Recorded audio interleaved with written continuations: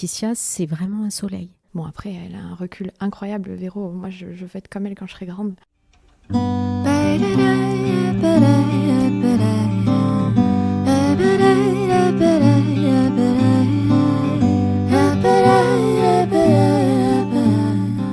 Quand j'écoute les infos ces jours-ci, j'ai l'impression que le monde dans lequel on vit ne nous donne pas beaucoup d'espoir. Et pourtant, quand je réfléchis, en tant qu'espèce, on a réussi à produire des belles choses et à dépasser pas mal de moments affreux. Effectivement, très tôt dans l'histoire des sciences, on a reconnu que certains organismes pouvaient être des prédateurs ou des parasites ou des agents pathogènes. Mais ce qui a émergé un peu plus tard dans l'histoire des sciences et qui fait le cœur justement de notre être jamais seul, c'est qu'un certain nombre des organismes qui nous entourent ont des relations avec nous qui sont des relations de coexistence et des relations mutuellement bénéfiques. Vous pensez que c'est grâce à la compétition et à la lutte pour la survie des plus forts qu'on s'en est sorti par le passé ? Vous pensez que c'est ça qui nous attend dans le futur ? Vous savez, je crois pas qu'il y ait de bonnes ou de mauvaises situations. Moi, si je devais résumer ma vie aujourd'hui, ce serait d'abord des rencontres. Des gens qui m'ont tendu la main peut-être à un moment où je ne pouvais pas, où j'étais seul chez moi. Et c'est assez curieux de se dire que les hasards, les rencontres forgent une destinée. Quand on regarde les champignons, les plantes ou les animaux, on voit pourtant des associations puissantes et parfois incongrues. Alors, si eux peuvent le faire, pourquoi pas nous ? Dans Symbiose, le podcast avec un S, on va partir à la rencontre de binômes inspirants qui font vivre des collaborations mutuellement bénéfiques. Et on va les mettre en lumière, ou plutôt en son. En couple, en famille, entre amis, au travail, il y a des milliers de manières de s'entraider et j'ai envie de vous les raconter. Je suis Amandine Barle et bienvenue dans Symbiose, le podcast avec un S. Avant de commencer, je voudrais remercier très sincèrement Marine qui m'a mis en relation avec Laetitia et qui a fait en sorte que cet épisode existe. Aujourd'hui, je vous emmène donc à la rencontre de Laetitia et Véronique, un binôme plein de lumière qui travaille dans l'immobilier. J'ai été très surprise de nos échanges dans le bon sens du terme, alors je vous laisse les découvrir juste après et je vous retrouve à la fin de l'épisode. Bonne écoute. Eh bien bonjour. Bonjour. Bienvenue dans Symbiose, le podcast avec un S. Merci, Aujourd'hui, Amandine. on est à Lunel. Oui. On enregistre chez Laetitia. Merci Laetitia de ton accueil. Avec plaisir. Et on est avec Laetitia et Véronique. Alors pour commencer, je vais vous demander de vous présenter s'il vous plaît. Alors moi je m'appelle Véronique Jean, j'ai 64 ans et je travaille dans l'immobilier sur le secteur de Nîmes et les alentours. Alors moi, je m'appelle Laetitia, je vais avoir 35 ans. Je suis maman d'un petit garçon de 1 an et demi et je travaille dans l'immobilier avec Véronique. Génial, moi j'aime bien déjà cette présentation parce qu'il y a une différence d'âge entre vous. 30 ans. Voilà. À peine. Et la première question du coup qui peut venir, c'est ok, vous travaillez toutes les deux dans l'immobilier, donc c'est probablement comme ça que vous vous êtes rencontrées. Est-ce que vous pouvez me parler un petit peu de votre rencontre ou de comment vous vous êtes rencontrées ? Alors oui, on s'est rencontrés il y a un peu plus de 3 ans. À l'époque, moi j'étais salariée commerciale dans une société qui fabriquait des piscines.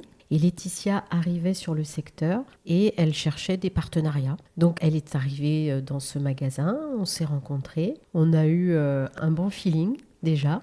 Un bon feeling, mais elle m'a un peu fermé la porte. En fait, elle voulait être partenaire avec moi dans les piscines et c'était le but aussi de ma venue dans son magasin. Et je lui ai demandé de me recommander si elle avait des gens autour d'elle qui vendaient des maisons et qui en achetaient. Et elle m'a dit, écoute, moi j'ai bossé dans l'immobilier pendant plusieurs années, donc j'ai pour habitude de faire des recommandations à mes anciens collègues. Donc je me dis, ok, elle voudra pas parler de moi. En plus, je démarrais dans l'immobilier, donc j'étais vraiment en recherche de gens qui me recommandent. Et je me dis, ça le fera pas avec elle, tant pis. Et fin de conversation, elle me dit, ah, par contre, j'ai ma fille qui cherche et tout. Je dis, alors là, cette opportunité, je vais la saisir et je vais trouver une maison à sa fille. Ma fille cherchait une maison, ma fille et son compagnon cherchaient à l'époque. Et c'est Laetitia qui leur a vendu une maison. Trop bien. Effectivement, ouais. Juste après, son autre fille m'a donné son appartement à la vente. Voilà. Et c'est comme ça que notre collaboration a commencé. Ok, donc en fait, quand vous vous êtes rencontrés, toi, tu travaillais pas du tout dans l'immobilier. Enfin, tu avais travaillé, mais tu ne travaillais plus dans l'immobilier. J'avais travaillé 8 ans en immobilier, dans un réseau, puis en agence. Et puis, les circonstances de la vie ont fait que j'ai souhaité retourner dans le salariat. Voilà. Et ça arrive. Oui, c'est les aléas de la vie. Et donc, j'ai eu la chance de pouvoir, malgré mon âge, à l'époque, quand même, on disait, après 40 ans, tu trouves plus de travail de salarié. J'en avais 56. j'ai quand même réussi à trouver un travail de salarié où je suis restée pendant 8 ans. Et puis j'en ai eu marre aussi. Je me suis dit, il faut que je fasse autre chose. Et comme avec Laetitia, on avait vraiment une belle complicité, j'ai décidé de revenir à l'immobilier. Donc c'est la rencontre avec Laetitia en fait qui t'a fait revenir à Tout à l'immobilier. fait, absolument. Ouais. Tu peux détailler là-dessus comment t'as vu la chose toi de tes yeux? Alors forcément, dans mon jeune regard de développeuse dans l'immobilier, quand j'ai rencontré Véronique et qu'elle m'a dit qu'elle avait fait de l'immobilier, je me suis dit « Ouh là là, je vais peut-être pas trop la lâcher parce qu'on avait un bon feeling. » Et je m'étais dit « C'est une nana avec qui j'ai envie de bosser quoi. » Donc mon premier défi, ça a été de trouver une maison à sa fille parce que je me suis dit « C'est la première perche qu'elle me tend, malgré la première porte qu'elle m'avait fermée. » Je matche bien avec sa deuxième fille qui me confie son appartement à la vente que je vends. Et de fil en aiguille, on garde une relation de partenaire. Bien sûr que j'ai toujours en tête que c'est quelqu'un avec qui j'ai envie de travailler. Et il se trouve que par le plus grand hasard, même peut-être pas du hasard, peut-être le plus grand des destins, sa fille, donc la deuxième que j'avais rencontrée, me dit qu'elle veut me rejoindre dans l'immobilier. Premier recrutement de la famille, donc Mégane, me rejoint et travaille avec moi. Et donc Véronique fait toujours partie de mon environnement, et personnel et professionnel de par sa fille. Et puis, comme une évidence, elle me dit « je vais être à la retraite ». Et donc elle me dit « je te rejoins parce que je n'ai pas envie de rien faire ». Et puis elle travaille donc aujourd'hui, elle fait partie de l'équipe de sa fille, D'accord. qui fait partie de mon équipe. Voilà, c'est une histoire qui fait que les planètes se sont bien alignées du jour où on s'est rencontrés jusqu'à aujourd'hui. Ok, il y a plein d'histoires de collaboration là-dedans. Il y a du coup la vôtre à toutes les deux, il y a toi avec ta fille. C'est rare les parents et les enfants qui travaillent ensemble de façon sereine aussi. Donc c'est génial, enfin, là on a plusieurs couches. C'est vraiment de façon sereine, comme tu dis, parce que dans ce réseau de mandataires, on est indépendant, on est entrepreneur. Et du coup, Mégane travaille sur Toulouse et elle m'a parrainée moi sur Nîmes. Donc je travaille vraiment en binôme avec Laetitia, mais on s'appelle quasiment tous les jours avec Mégane. Donc on a un vrai lien d'amour, mère-fille, et aussi un lien professionnel. C'est génial, j'adore. Faut que tu rencontres Mégane. Donc ça, c'est on va dire le début de votre collaboration. Ouais. Aujourd'hui, comment vous travaillez ensemble? Ça se passe comment? Là, tu viens d'en dessiner un peu les contours en disant je fais partie de l'équipe de Mégane qui fait partie de l'équipe de Laetitia. Comment elle se concrétise, si vous pouvez donner des exemples de manière dont vous fonctionnez aujourd'hui? Moi aujourd'hui je ne pourrais pas travailler sans Véro. Et moi sans Laetitia. Je t'ai dit quand je me suis présentée, je suis maman d'un petit garçon d'1 an et demi et c'est une organisation titanesque, vraiment. J'ai développé l'immobilier depuis 4 ans et j'ai un beau réseau, beaucoup de clients et beaucoup moins d'horaires puisque je dois aller chercher mon fils le soir à 17h chez la nounou, que je peux très difficilement travailler le samedi. Et d'avoir Véro, c'est vraiment une force pour moi parce que tous les créneaux que je ne peux pas utiliser pour l'immobilier, c'est elle qui les récupère. D'accord, ok.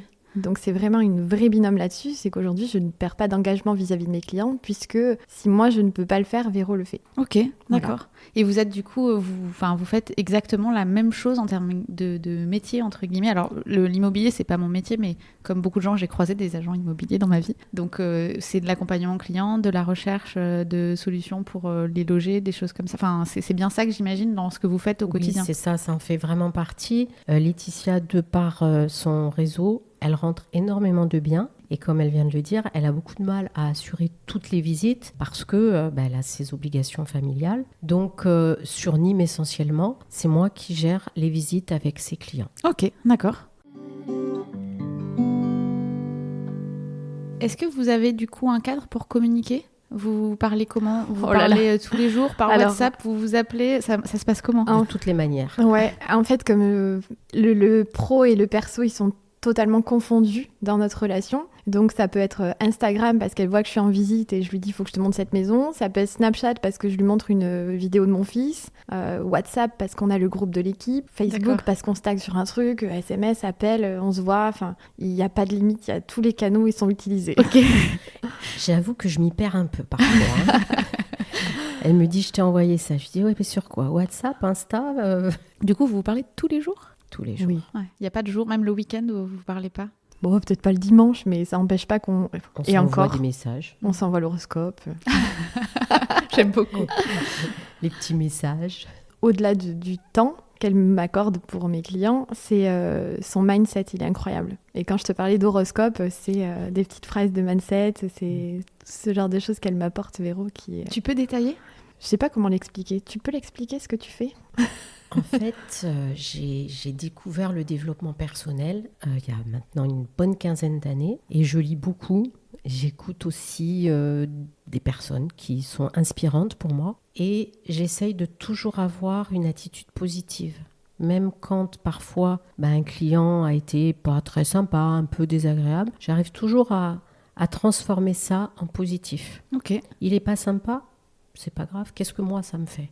Bon, ça me fait rien en fait. Et du coup, c'est dans mon attitude quotidienne. Alors je dis pas que j'ai pas des baisses de régime, hein, ça arrive aussi à tout le monde. Quand c'est comme ça, je me mets un peu en retrait. Et puis quelques heures ou quelques jours après, c'est reparti. Voilà. Et toi, ça t'apporte du coup De l'apaisement, et en même temps, elle est aussi apaisante et aussi solaire, tu vois, ça amène du positif et en même temps, ça permet de relativiser sur plein de choses et elle parle beaucoup du destin, de l'alignement des planètes, tu vois, donc s'il y a une vente par exemple qui s'annule, où je lui dis j'ai tout donné et en fait, on va pas au bout et moi je me mettrais souvent mal pour mes clients vendeurs parce que c'est leur projet avant la vente, elle va me dire mais tu as fait tout ce qu'il fallait pour que ça marche. Et si ça marche pas, c'est pas ton ressort. Et si c'était pas eux, ça veut dire que ce sera peut-être quelqu'un d'autre et qu'il sera encore plus heureux d'acheter. Enfin, elle a toujours cette façon de penser qui nous anime et qui fait que le quotidien, il est plus positif. Et alors, à l'inverse, toi, ça t'apporte quoi de travailler avec Laetitia ? Alors, je dis travailler, excuse-moi, je te coupe Oui, dans ton élan, mais c'est pas que travailler, j'ai compris. Oui, c'est pas que travailler parce que c'est vrai que Laetitia, c'est vraiment un soleil. Elle a toujours la pêche. Et même quand elle dit des fois, elle a une petite baisse parce qu'un client n'a pas accepté une offre, enfin pour différentes choses un petit peu plus techniques à l'immobilier, elle arrive toujours à retomber sur ses jambes. Et en fait, je pense que l'une et l'autre, on s'apporte beaucoup à ce niveau-là. On se motive, mais c'est pas écrit. On se dit pas aujourd'hui il va falloir qu'on se motive. Non, c'est dans nos échanges, dans nos conversations, et c'est hyper naturel en fait. Et puis j'ai 64 ans. Elle en a 34, on l'a dit, on a 30 ans d'écart. Et peut-être que parfois, je me dirais, je n'ai pas trop envie aujourd'hui. Et puis, Laetitia, elle est là derrière. Et elle me dit, tu peux me faire cette visite ? Ah oui, bien sûr que j'y vais. Donc, ça me donne une énergie supplémentaire. Oui, ça te dynamise, quoi. Ça me dynamise complètement. Alors, on va aller dans des sujets un petit peu plus compliqués, peut-être. Est-ce que ça vous est arrivé de traverser des difficultés ensemble, des moments où vous avez dû faire front ensemble ? On fait front ensemble pour nos clients. Oui. Mais non, de difficultés, non.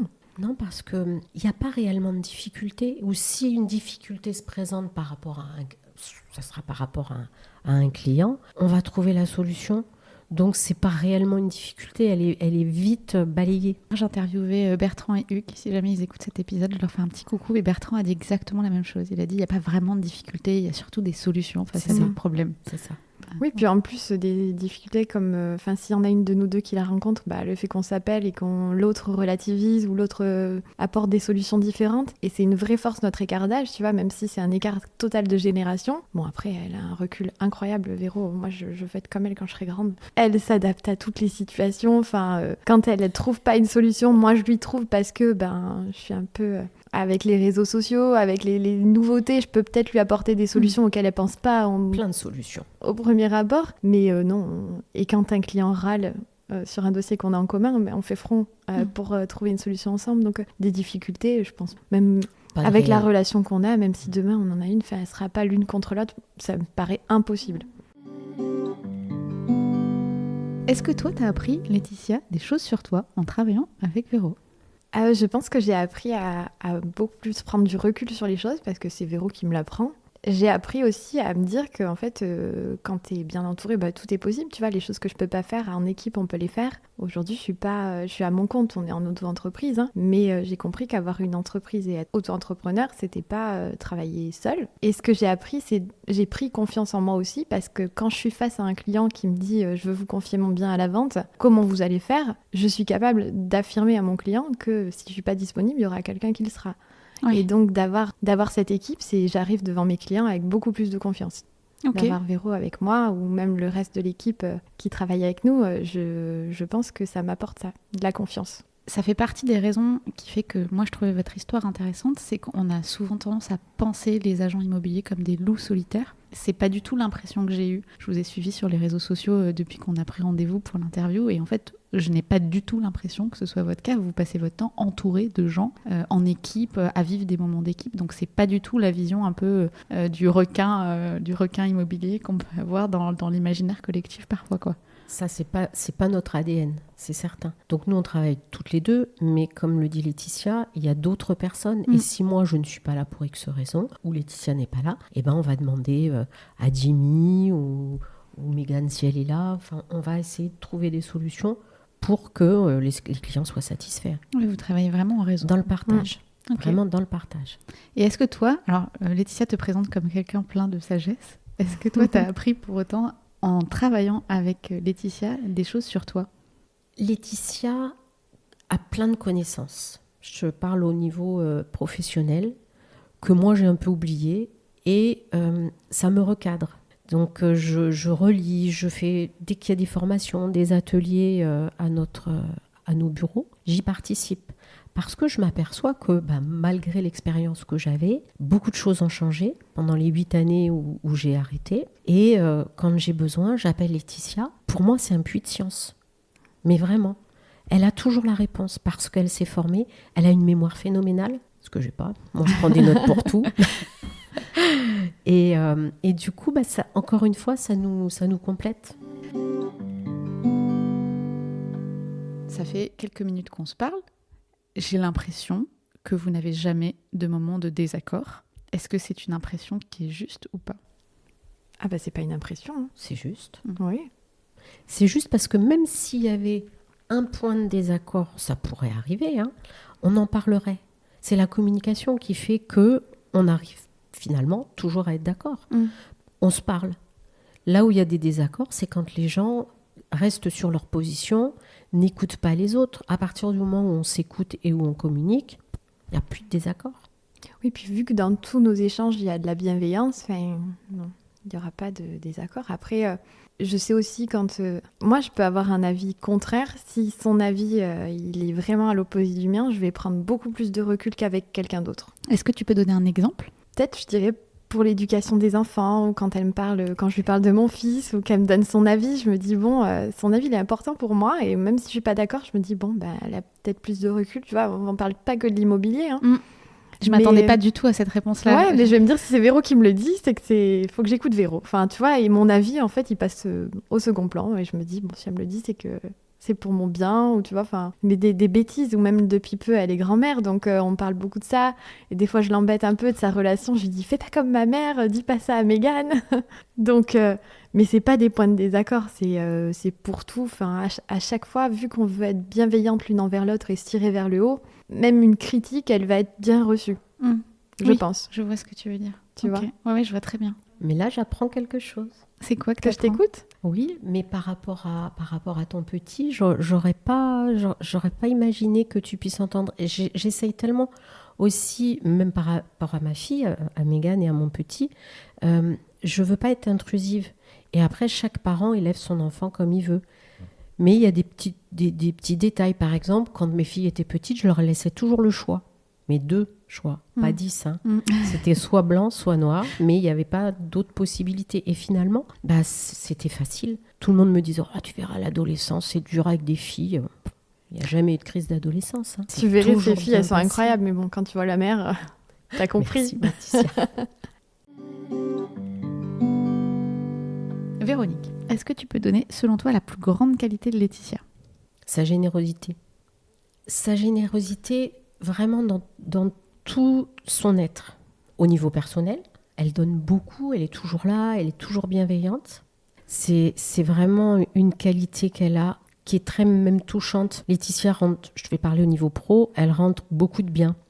Elle n'a pas le temps de s'en occuper. Au départ, moi, je lui disais, mais oui, je te fais des visites, mais c'est ton bien. Donc, on ne va pas faire un partage de com parce que je te rends service à aller faire la visite à ta place. Et elle a instauré ça dans l'équipe, alors avec Véronique, mais avec tous les autres aussi. À partir du moment où on intervient sur un bien qu'elle a rentré, il y a toujours un partage. Et ça, c'est très rare. C'est vraiment très, très rare.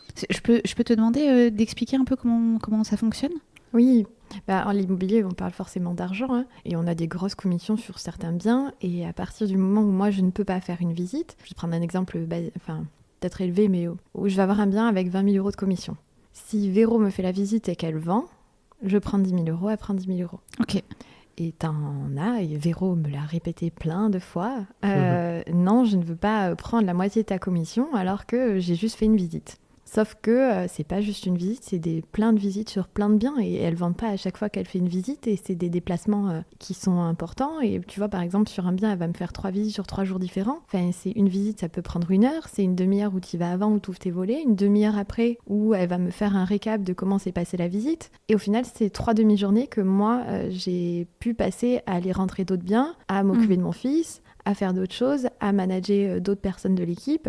Et donc, c'est pas juste 10 000 euros sur une visite, sur une vente, c'est un travail quotidien qui fait que c'est le paiement du travail qu'elle m'a permis de faire. Et voilà. Et c'est quelque chose de courant ou c'est un truc Non, ça se fait pas. C'est toi qui l'as inventé ? Je l'ai pas inventé, c'est que, comme tu le disais tout à l'heure, ça peut être un milieu de requins, c'est des grosses commissions, ça peut aller très vite, mais...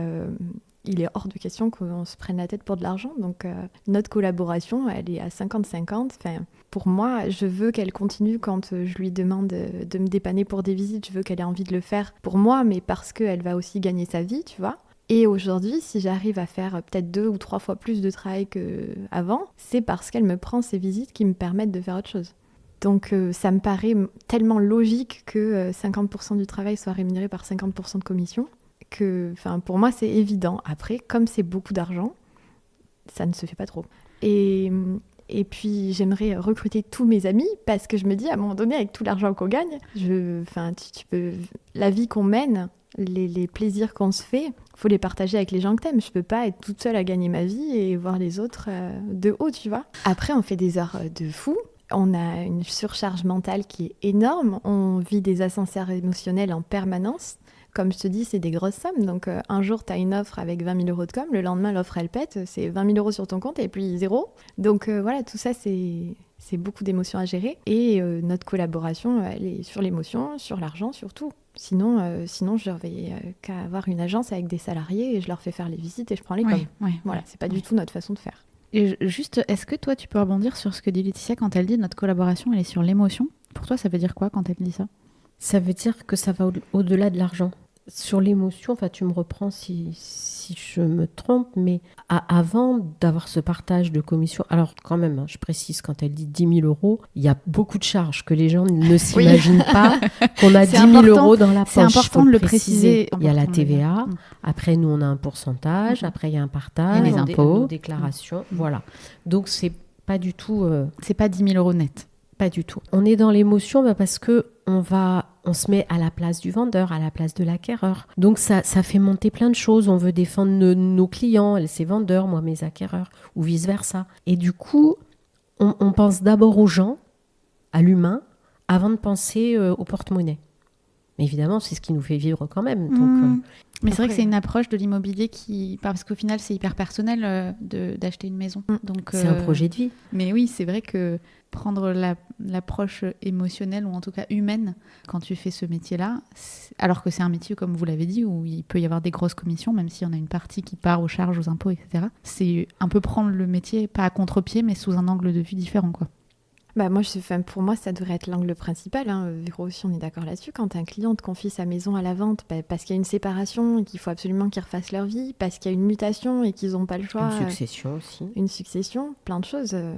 On fait partie de la vie des gens et on le prend comme ça. Et on est convaincu qu'à partir du moment où on fait bien notre travail émotionnellement, la commission financière, elle vient avec. Et on donne beaucoup d'énergie aussi. Ah oui. C'est l'énergie qu'on donne parce que ça paraît pas, mais parfois on tombe sur des clients, vendeurs, acquéreurs, peu importe, qui ont des problématiques et qui nous les insufflent. Donc nous, il faut qu'on se protège de ça aussi. Donc au niveau des émotions, parfois c'est compliqué. C'est sport. Mais on y arrive. La force aussi quand on travaille en équipe comme ça, c'est que tu vois, moi je vais prendre la surcharge émotionnelle des vendeurs parce qu'ils ont une pression financière, parce qu'ils ont une pression, comme je te dis, une séparation, quelque chose comme ça. Et le fait qu'elles fassent les visites, elle va moins avoir... Moi je vais garder la pression des vendeurs. Ouais. Et elle va faire sa visite de manière beaucoup plus sereine puisque elle va défendre les acquéreurs. Elle va présenter la maison, elle va vraiment découvrir les acquéreurs. Et moi, à partir du moment où je suis chargée émotionnellement de la pression des vendeurs, alors pression, c'est pas toujours une mauvaise pression, hein, mais de mon envie de bien faire et du projet que je défends pour eux, c'est aussi une force émotionnelle d'avoir Véro ou quelqu'un d'autre de l'équipe pour faire la visite des acheteurs. Oui, ça équilibre. Ça équilibre, ouais. Oui, c'est un vrai équilibre. Et ça m'est arrivé où je pouvais faire une visite et j'ai dit à Véro, faut que ce soit toi qui la fasses parce que je me sens pas... je vais tellement avoir envie de vendre parce que mes vendeurs, ils sont au bout de leur vie que je pense pas être optimale dans ma façon de présenter le bien. Et donc, je le présente à Véro et je garde la surcharge émotionnelle et elle prend la partie acquéreur. Je trouve ça absolument admirable. Merci. On a fait une grosse digression, mais elle était hyper importante. Et je reviens à la même question, la question miroir. Selon toi, c'est quoi la plus grande qualité de Véronique ? Tu peux en dire plusieurs. Il y a des gens qui n'arrivent pas à dire la plus grande. Sa qualité solaire, enfin, moi je trouve que c'est un exemple. Elle est, enfin, comme elle disait de moi finalement, elle est toujours très positive, très solaire. Elle a toujours les bons mots. Elle est rassurante, apaisante. Elle est aussi motivante. Non, mais c'est vraiment un exemple. Et puis, je te dis, professionnellement, elle me donne un équilibre fou. Elle me motive, elle me tire vers le haut, puisqu'elle me permet de faire des choses que seule je peux pas faire. Et même dans son rôle de maman avec ses filles, je me dis, moi, j'étais pas du tout faite pour être maman. Et quand je vois la relation qu'elle a avec ses filles, je me dis, mais en fait, c'est trop bien. Même, c'est un exemple pour moi professionnellement, mais aussi humainement et en tant que maman. Et voilà, j'aime tout chez Véro, vraiment. Et puis regarde comme c'est une belle femme, quoi. Vraiment, heureusement qu'on va faire une photo.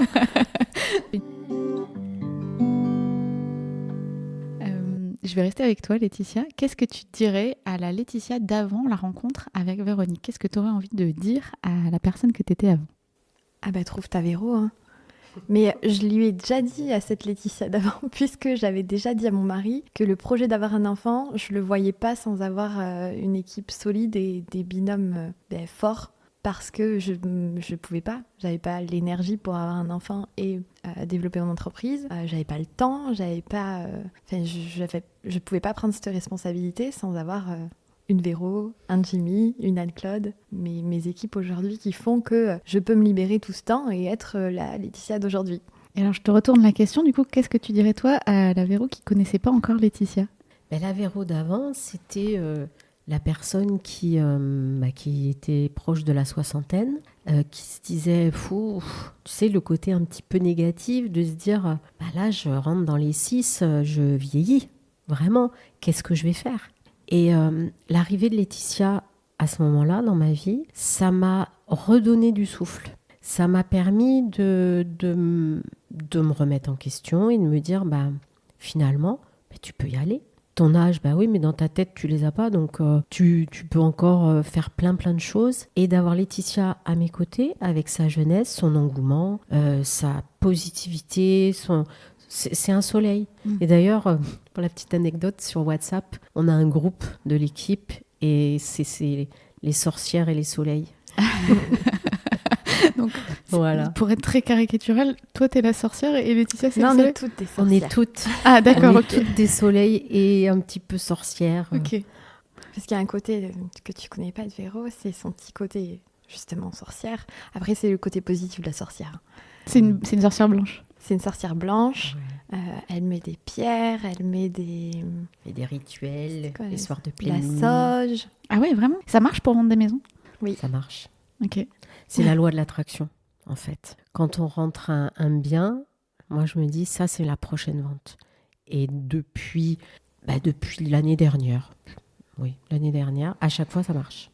Et alors si tu pouvais résumer la loi de l'attraction pour des gens qui n'ont aucune notion de ce que c'est, qu'est-ce que tu En dirais ? fait, si tu es positif, tu attires du positif. Si tu es négatif, tu attires du négatif. Éviter les négations dans ces paroles. Tu sais, les gens qui, dans leur message sur le téléphone, finissent le message en disant « N'hésitez pas à m'appeler ». Je le dis tout le temps. Mais tu as 3 négations en une phrase. Elle me reprend tout le temps, Véro. Donc du coup, tu dis « appelez-moi », c'est ça ? Ouais. Merci de m'appeler, par exemple. Et ça, c'est vraiment super important. Ok. Super important. Je le garde, ça sera mon petit take-away de la rencontre du jour. Et je vais arrêter de dire n'hésitez pas et je vais dire appelez-moi. Et Abonnez-vous. Merci de m'appeler si tu veux que ce soit plus doux. Et si tu as écouté du coup l'épisode de Marianne et Rémi, Oui. ils parlent de ce principe d'énergie positive à la fin de Bien sûr. l'interview Bien justement. sûr. Mm. Donc c'est intéressant de le retrouver Et oui. quelques semaines plus tard. La dernière question, c'est un passage de relais puisqu'on est sur un podcast qui parle de collaboration humaine. Vous l'avez parfaitement illustré aujourd'hui. Est-ce qu'il y a des binômes auxquels vous pensez, qu'ils soient interviewables ou pas, que vous aimeriez mentionner comme des binômes de collaboration réussis? Moi, je pense qu'il faut que tu rencontres Mégane dans un épisode 2 avec Véro. Ok. Ou avec toi. Oui, c'est vrai qu'avec Mégane, on a un vrai lien, mais avec Hélory, ma deuxième fille aussi. La différence, c'est qu'Hélory ne travaille pas dans l'immobilier. Donc Mégane, on est mère-fille et en plus, on est collaboratrice. Est-ce qu'il y a quelque chose dont vous vouliez parler et dont on n'a pas parlé? On peut se faire une petite pub. Si vous souhaitez nous rejoindre parce qu'on agrandit toujours l'équipe, n'hésitez pas à faire appel à Amandine, elle nous mettra en relation. Ah, mais carrément, avec grand plaisir. C'est une belle conclusion. Merci beaucoup pour ça. Et Merci puis, à toi. Merci à toi.